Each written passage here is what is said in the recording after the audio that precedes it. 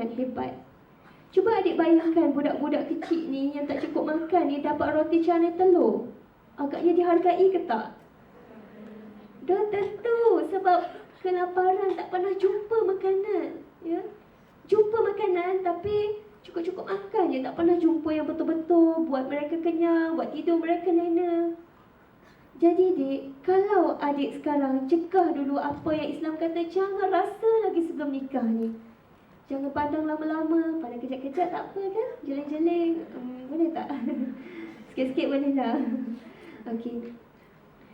Islam kata jangan menghampiri zina apa-apa saja. Dan seluruh anggota badan kita berpotensi untuk menghampiri zina. Tangan kita, mata kita, kaki kita, telinga kita. Sebab apa? Sebab Islam nak suruh kita bahagia. Islam nak suruh saat kita akad nikah nanti, ya, kita ada satu kemenangan yang kita boleh tahniahkan untuk diri kita. Kemenangan mencegah sebelum merawat. Kemenangan mengalahkan nafsu. Dan ketika itu, sebab tahan punya pasal, macam orang puasa tahan daripada makan kan? Bila jumpa tu jadi perasaan lain. Depa dia lain macam, ya? Rasa malu-malu, lepas rasa nak meletup gitu. Sebab tahan ni. Dan perasaan ini takkan dinikmati oleh orang yang biasa bergaul bebas. Orang yang dah biasa makan chicken chop setiap masa, breakfast, lunch, supper, ya. Dia nampak chicken chop tak ada apa-apa, tak rasa apa. Berbanding orang yang tak biasa makan chicken chop, insya-Allah chicken chop tu. Syasha dah nampak Cik Abah handsome sangat kat tepi. Okey, jadi special. Okey, seterusnya. Kita dah banyak kecewakan Allah, tapi Allah tak pernah pun kecewakan kita. Jadi hitung-hitungkanlah sejauh mana kita letakkan cinta Allah itu nombor satu dan keutamaan dalam hidup kita. Adik yang Kak muliakan, cegah juga diri kita daripada kejahilan arti cinta. Akak nak ringkaskan masa sebab akak tak sabar nak dengar perbincangan, soalan daripada adik-adik semua.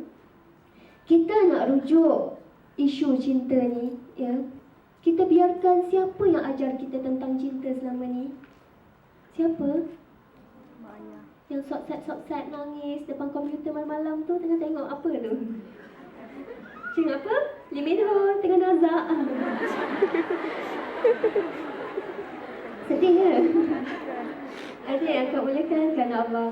Kalau kita tak rujuk ulama, kita rujuk benda-benda lain yang tak kenal Allah pun, cinta kita pun akan jadi tak kenal Allah. Dan bila tak kenal Allah, dia akan buat benda yang Allah murka. Cinta yang agung, yang utama ialah cinta kepada Allah. Kemudiannya cinta kerana Allah itu boleh menghantar kita kepada cinta Allah. Dan cinta bersama Allah itu ialah bila cinta kita melalaikan Allah, buat apa yang Allah tak bagi buat. Itu syirik cinta, kata para ulama tafsir. Na'udzubillah. Okey, seterusnya, ringkas-ringkas. Kaedah-kaedah cinta menurut Ibn Al-Qayyim. Yang pertama, cinta boleh lenyap bersama lenyapnya sebab. Kalau sebab adik cintakan si dia itu sebab yang sembarangan, dia akan menumbuhkan cinta yang sembarangan.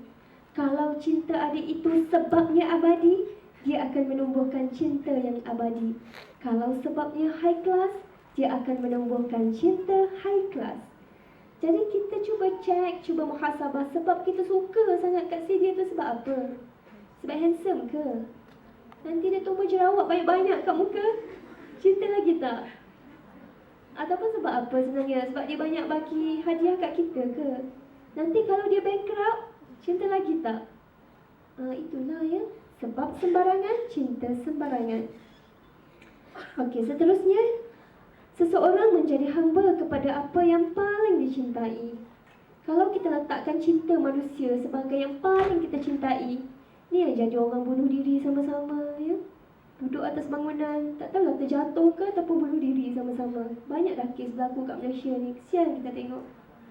Sepatutnya cinta Allah nombor satu.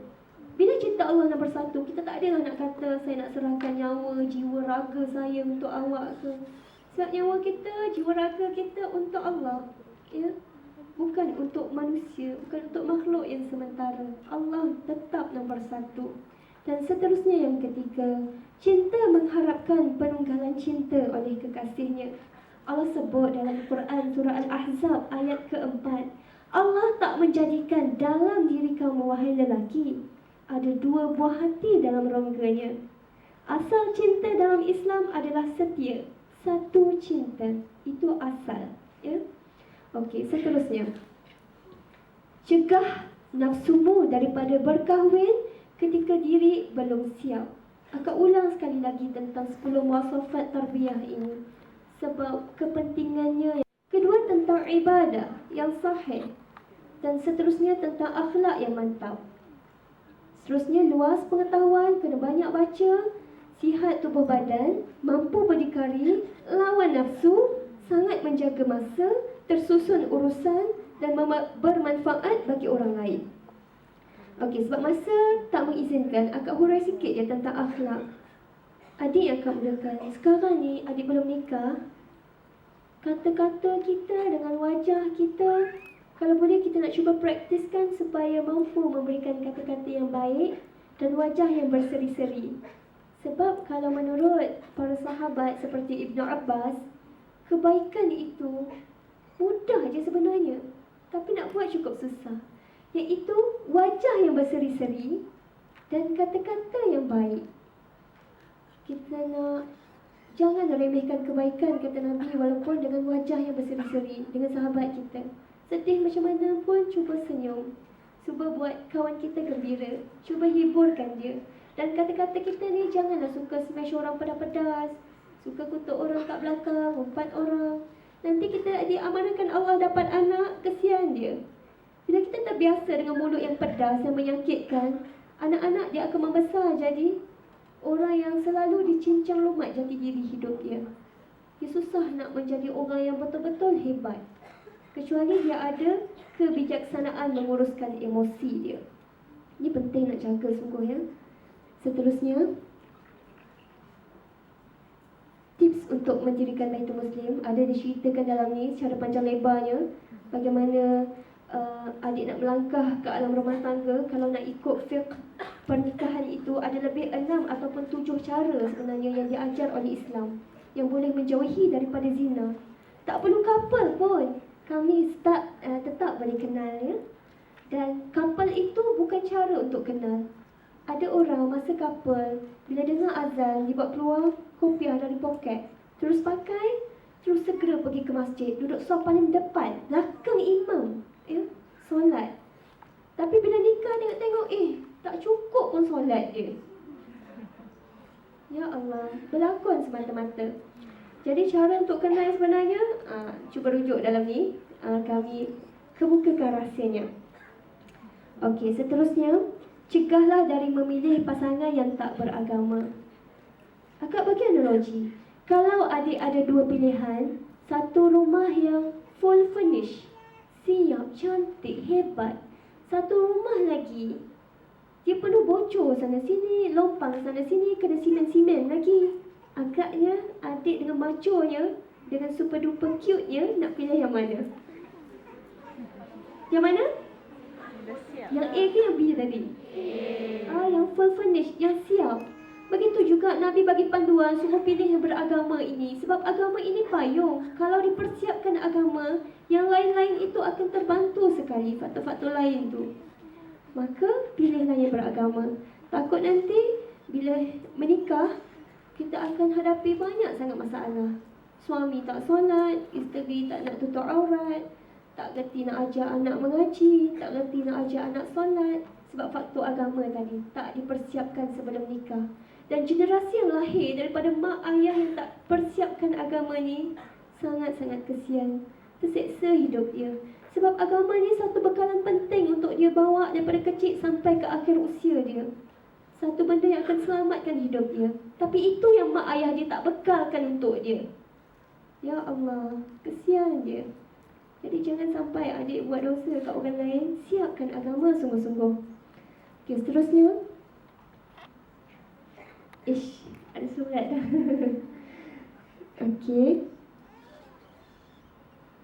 Sikit je lagi masa ya. Antara lagi punca keruntuhan rumah tangga ialah yang ni berbeza-beza antara individu. Ada orang ya kerjaya menjadi punca rumah tangga dia boleh berantakan. Contohnya begini, seorang suami dia tak suka isteri dia berkerjaya. Dia suka isteri dia duduk kat rumah saja.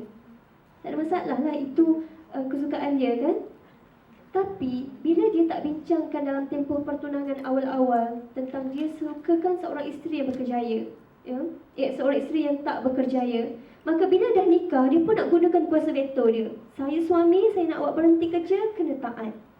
Maka memanglah dalam nilai kemanusiaannya, si isteri akan rasa tertekan, akan rasa memberontak, dan ini boleh menyumbang kepada keruntuhan rumah tangga.